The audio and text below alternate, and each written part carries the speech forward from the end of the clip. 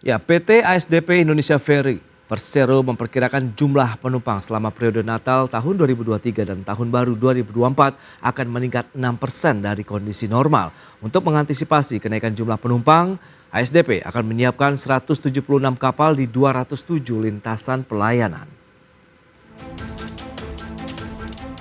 PT ASDP Indonesia Ferry Persero memperkirakan jumlah penumpang selama periode Natal 2023 dan Tahun Baru 2024 ini akan meningkat 6% dari kondisi normal. Direktur Komersial dan Pelayanan ASDP M. Yusuf Hadi mengatakan, untuk mengantisipasi kenaikan jumlah penumpang, pihaknya akan menyiapkan 176 kapal di 207 lintasan pelayanan. Pihaknya juga akan menyiapkan kapal perbantuan yang berukuran besar untuk dioperasikan ketika padat penumpang di rute teramai seperti di Ketapang Gilimanuk. Rute Ketapang Gilimanuk diprediksi akan sangat padat pada Nataru ini, lantaran terdapat pusat destinasi wisata yang cukup besar. Selain Ketapang Gilimanuk, rute-rute pelayanan yang biasanya padat selama periode Nataru, di antaranya Merak Bakahuni, Padang Bayi Lembar, dan Kayangan Poto Tano. Selain maksimalkan kesiapan armada kapal, ASDP juga menyiapkan dermaga-dermaga yang dikelolanya dengan berkoordinasi dengan para pemangku kepentingan. Seperti diketahui, Kementerian Perhubungan memprediksi potensi pergerakan masyarakat di masa libur Nataru tahun ini mencapai 107,63 juta orang atau 39,83% dari total populasi nasional. Berbagai sumber untuk IDX Channel.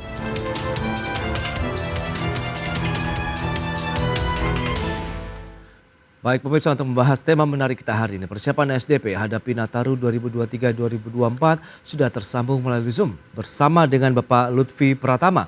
Beliau adalah VP Operasional PT ASDP Indonesia Ferry Persero. Ya, selamat pagi Pak Lutfi.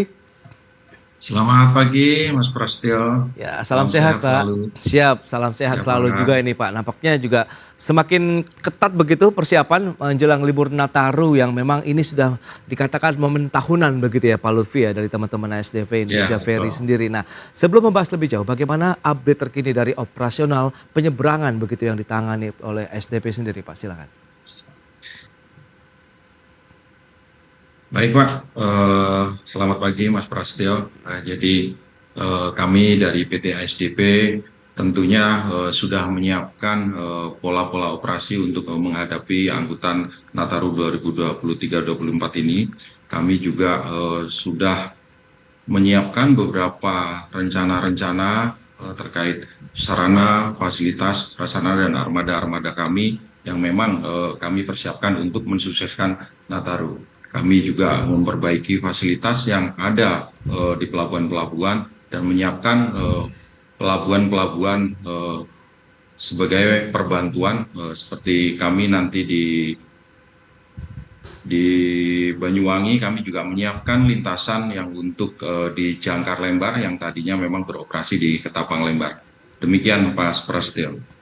Baik, itu dia beragam persiapan dan strategi yang sudah diterapkan begitu ya dari sarana, prasarana, kemudian fasilitas-fasilitas yang ada di pelabuhan serta armadanya sendiri. Nah, adapun pergerakan dari pengguna jasa penyeberangan pada Nataru 2023-2024 ini kan diprediksi naik 5%-an begitu dan angka ini mengacu dari realisasi angkutan lebaran di tahun ini juga. Persiapan apa nih kalau yang sudah dilakukan SDP? Kaitannya kan pasti mobilitas orang, kendaraan begitu dan bagaimana armadanya sendiri sejauh ini Pak?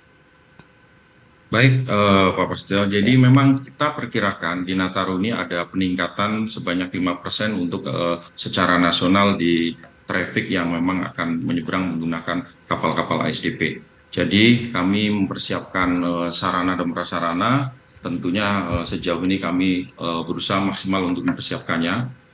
Kami memastikan salah satunya adalah kesiapan armada sehingga kapal-kapal kami menjadi siap dan layak untuk mensukseskan Nataru dengan cara melakukan ram check untuk memeriksa kapal-kapal kami sebelum melakukan operasi.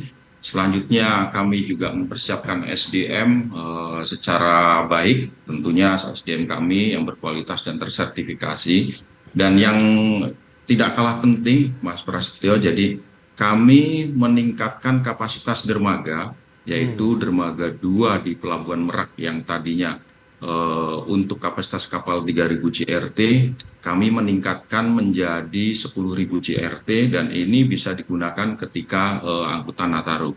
Selanjutnya untuk di Gilimanuk pun kami meningkatkan kapasitas dermaga yaitu yang tadinya dermaga ponton menjadi dermaga MB atau movable bridge dengan kapasitas 5.000, sehingga nanti di lintasan tersebut atau dermaga tersebut bisa disandari oleh kapal-kapal yang memang lebih besar. Nah, selanjutnya kami juga meningkatkan perbaikan dan kapasitas parkir di Pelabuhan Bulusan yang selama ini hanya menjadi untuk buffer zone. Kami nanti juga akan meningkatkan dan memperbaiki sehingga lahan parkir tersebut bisa digunakan untuk buffer zone ketika terjadi kepadatan di Pelabuhan Banyuwangi.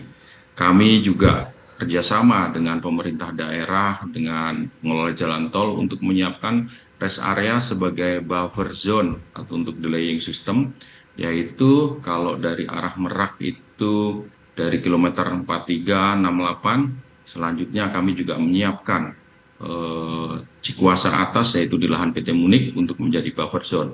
Sedangkan untuk di Pelabuhan Ketapang kami menyiapkan Terminal Sri Tanjung, lapangan bola Areba, dan untuk di Gilimanuk kami menyiapkan terminal kargo, dan selanjutnya adalah UPPKB Cekik. Sehingga kami memastikan kesiapan yang sudah dilakukan ASDP tentunya dengan kerjasama dengan stakeholder terkait, kita akan maksimal untuk mengatasi angkutan Nataru yang memang diprediksi akan naik sekitar 5%. Baik, berarti bisa dikatakan rata-rata semuanya sudah ready begitu. Mengingat ini sudah bulan Desember kan, mereka tinggal langsung saja operasional itu siap menyambut lonjakan penumpang, kendaraan, kemudian armada yang mungkin frekuensinya akan lebih banyak begitu. Dari sisi frekuensi penyeberangan juga akankah ditambah atau tetap sama nih Pak? Baik Pak, jadi dari frekuensi tentunya kami bekerja sama koordinasi dengan regulator yaitu BPTD yang mengeluarkan jadwal. Tentunya nanti akan ada pola-pola tertentu ketika terjadi kepadatan, bagaimana kita mengoperasikan atau penambahan trip dan mengoperasikan kapal-kapal besar. Tentu itu akan dilakukan untuk mengantisipasi kenaikan jumlah penumpang dan kendaraan. Nah, bicara mengenai lokasi. Nah, ini lokasi mana saja yang berpotensi mengalami lonjakan secara signifikan saat Nataru mendatang, Pak? Ya, jadi kalau menurut pantauan kami ada 10 lintasan pantauan, diantaranya Merak Bakauheni, Ketapang, Gilimanuk, Kayangan, Putu Tanu, Padang Balembar, dan lain-lain. Tapi kalau secara historikal dan secara data, memang yang nanti potensi kenaikan lumayan itu ada di 2 pelabuhan utama kami, yaitu Merak Bakauheni dan Ketapang Gilimanuk. Jadi memang kami tentunya harus menyiapkan langkah-langkah antisipasi, langkah-langkah koordinasi yang bagus, yang baik untuk 2 pelabuhan tersebut.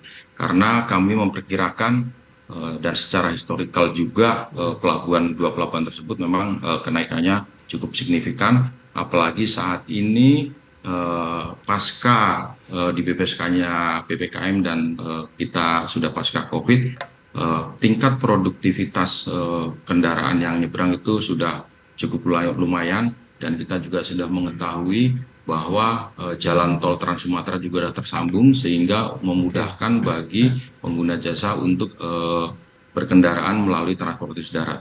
Begitu juga yang untuk di Banyuwangi, seperti kita ketahui juga jalan tol Surabaya Banyuwangi itu sudah mulai mendekati pelabuhan, sehingga kita memprediksi intensitas orang yang akan liburan ke Pulau Bali atau Pulau Dewata itu akan semakin besar. Demikian Pak.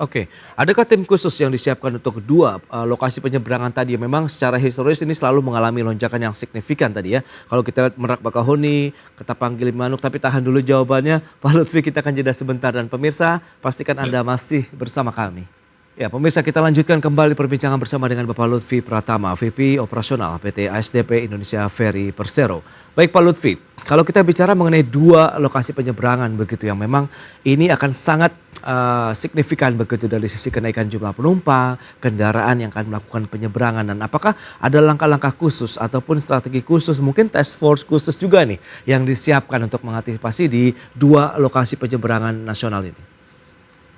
Ya. Baik Mas Prasetyo, memang kita ASDP itu berkomunikasi di 2 pelabuhan utama yang memang rencana peningkatannya itu cukup tinggi, dan itu menjadi perhatian ya.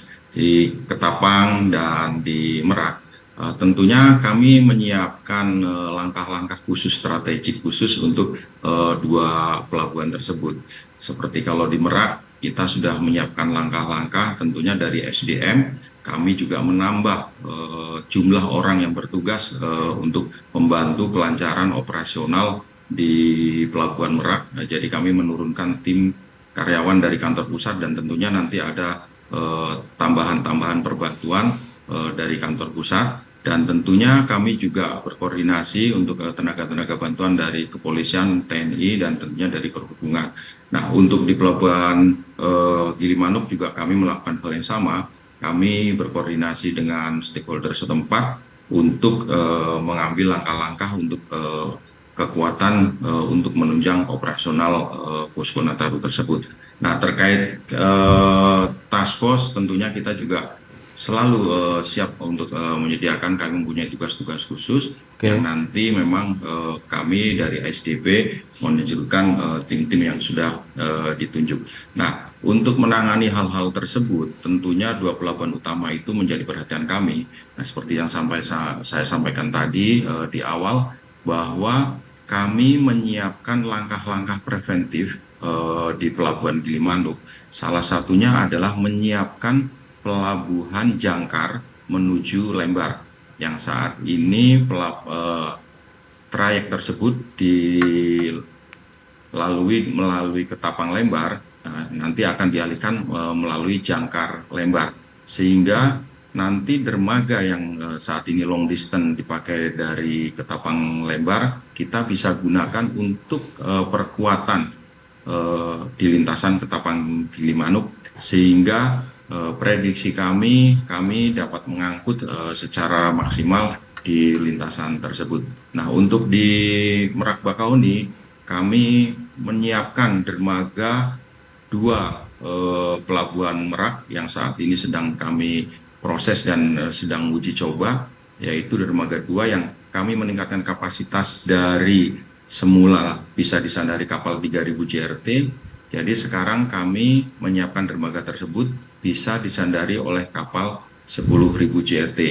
Dengan asumsi ketika kapal-kapal besar yang bisa beroperasi, maka antara demand dan kapasitas itu akan semakin berimbang, sehingga pelabuhan Ketapang Gilimanuk maupun Merak Bakahuni kita meminimalisir resiko potensi kemacetan di pelabuhan.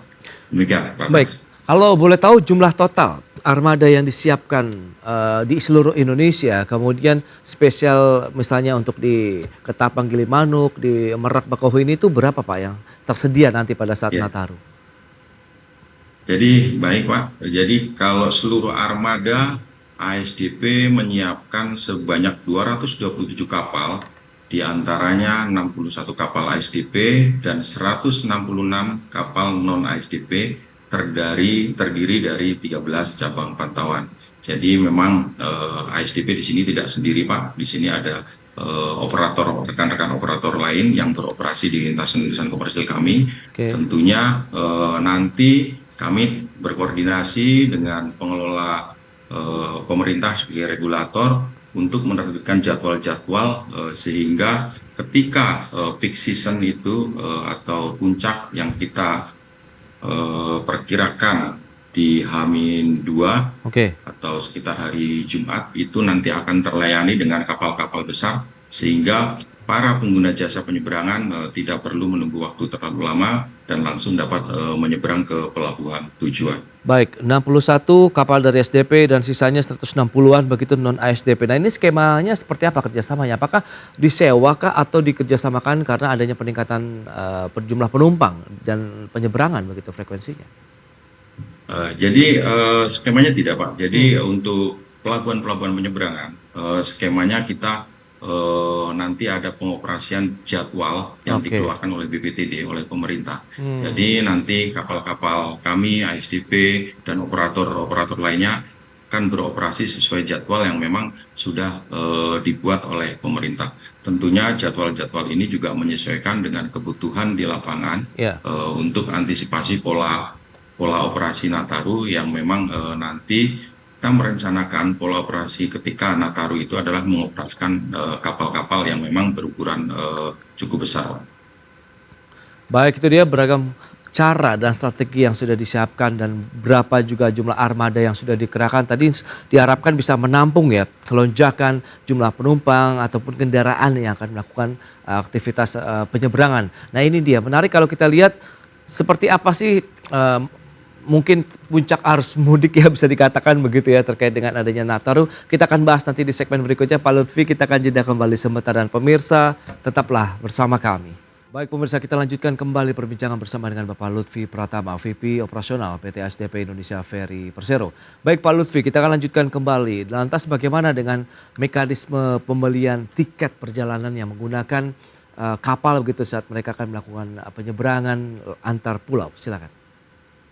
Ya, baik, kita memang rencana di Nataru ini akan menggunakan pemberlakuan pembatasan tiket pembelian ferry untuk menetapkan radius, yaitu nanti para pengguna jasa dapat memesan tiket itu jauh-jauh hari karena tiket ferisi kami dapat dipesan H-60 sebelum keberangkatan. Jadi nanti di Pelabuhan Merak, di Pelabuhan Ketapang, Gilimanuk, dan Bakauni nanti akan diterapkan radius pembelian. Jadi nanti para pengguna jasa dapat membeli tiket jauh-jauh sebelum, dan kami juga menyiapkan tempat edukasi ya di rest area seperti di Merak itu.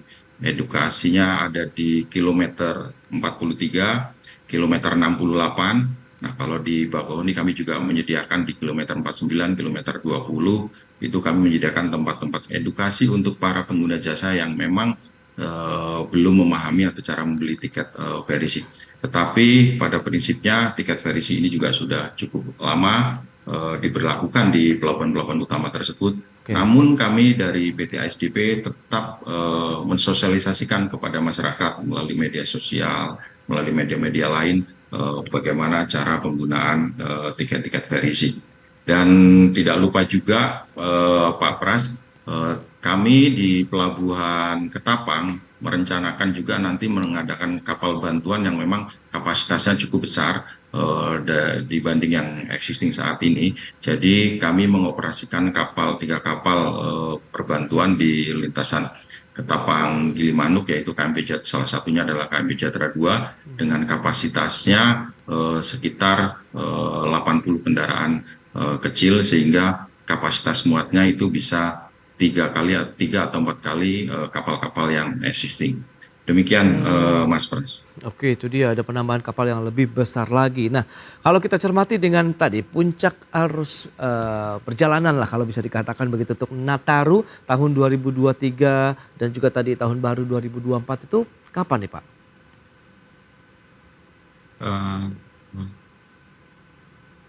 Untuk Nataru 2022-2034 tentunya kita selalu bersiap ya. Kita nanti tentunya biasa di bulan Desember ini kan kita cuaca yang memang sering curah hujan tinggi. Jadi kita nanti koordinasi dengan BMKG, dengan stakeholder setempat, bahwa kita memastikan bahwa kondisi pelayaran itu akan aman.